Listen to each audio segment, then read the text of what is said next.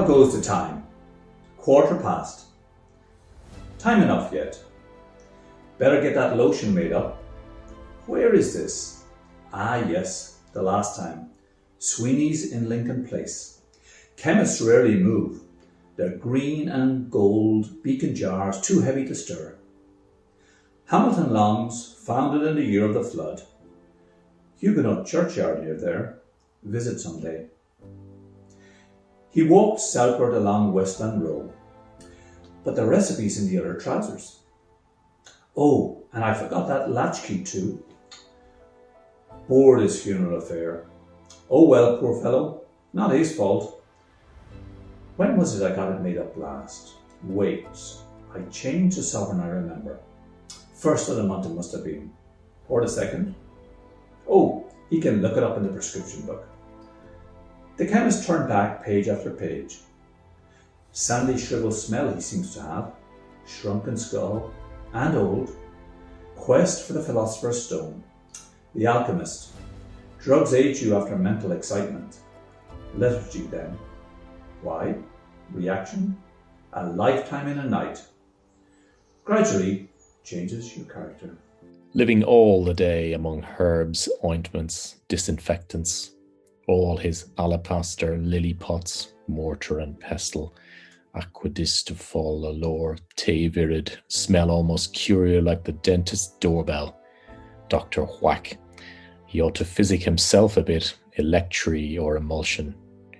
The first fellow that picked an herb to cure himself had a bit of pluck. Simples.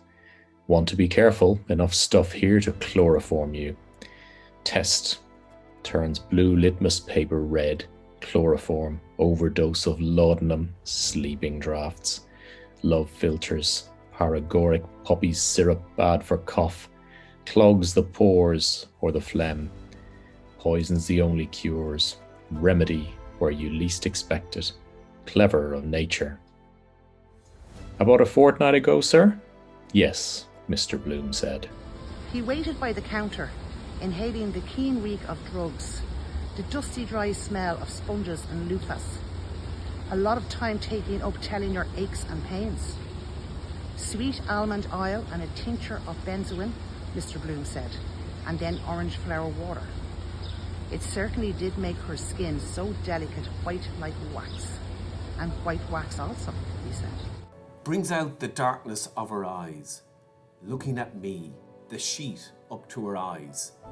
Spanish, smelling herself, when I was fixing the links in my cuffs. Those homely recipes are often the best. Strawberries for the teeth, nettles and rainwater. Oatmeal, they say, steeped in buttermilk. Skin food. One of the old Queen's sons, Duke of Albany was it, had only one skin. Leopold, yes. 3 we have. Warts, bunions, and pimples to make it worse. But you want a perfume too. What perfume does your? Peau d'Espagne, that orange flower. Pure curd soap. Water is so fresh. Nice smell these soaps have. Time to get a bath around the corner. Hammam. Turkish. Massage. Dirt gets rolled up in your navel. Nicer if a nice girl did it. Also, I think yes, I. Do it in the bath. Curious longing eye. Water to water. Combine business with pleasure. Pity no time for massage. Feel fresh then, all day. Funeral be rather glum. Yes, sir, the chemist said. That was 2 and 9. Have you brought a bottle? No, Mr. Bloom said. Make it up, please. I'll call later in the day and I'll take one of those soaps. How much are they? 4pence, sir. Mr. Bloom raised a cake to his nostrils. Sweet, lemony wax. I'll take this one, he said. That makes 3 and a penny. Yes, sir, the chemist said. You can pay all together, sir, when you come back. Good, Mr. Bloom said.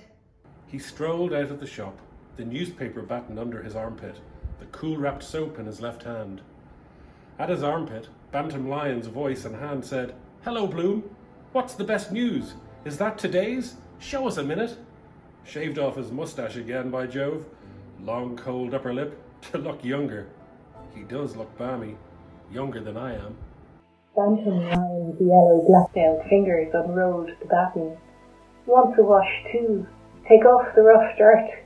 Good morning. Have you used pared soap? Dandruff on his shoulders, scalp wants oiling. I want to see that French horse running today, Bantam Line said. Where the bugger is it? He rustled the pleated pages, jerking his chin on his high collar. Barber's itch. Tight collar, he'll lose his hair. Better leave him the paper and get shut of him. You can keep it, Mr. Bloom said. Ascot, Gold Cup. Wait, Bantam Lines muttered. Half a mo, maximum the second. I was just going to throw it away, Mr. Bloom said. Bantam Lines raised his eyes suddenly and leered weakly. What's that? His sharp voice said. I say you can keep it, Mr. Bloom answered. I was going to throw it away that moment. Bantam Lines doubted an instant, leering, then thrust the outspread sheets back on Mr. Bloom's arms. I'll risk it, he said. Here, thanks. He sped off towards Conway's corner. Godspeed, Scott. Mr. Bloom folded the sheets again to a neat square and lodged the soap in it, smiling. Silly lips of that chap, betting. Regular hotbed of it lately. Messenger boys stealing to put on sixpence. Raffle for large, tender turkey. Your Christmas dinner for threepence. Jack Fleming embezzling to gamble, then smuggled off to America. Keeps a hotel now. They never come back. Fleshpots of Egypt. He walked cheerfully towards the Mosque of the Bats. Remind you of a mosque. Red-baked bricks. The minarets. College sports today, I see. He eyed the horseshoe poster over the gates of College Park. Cyclist, doubled up like a cod in a pot. Damn bad ad. Now, if they'd made it round like a wheel, then the spokes. Sports, sports, sports. And the hub big. College. Something to catch the eye. There's Hornblower, standing at the porter's lodge. Keep him on hands. Might take a turn in there on the nod. How do you do, Mr. Hornblower?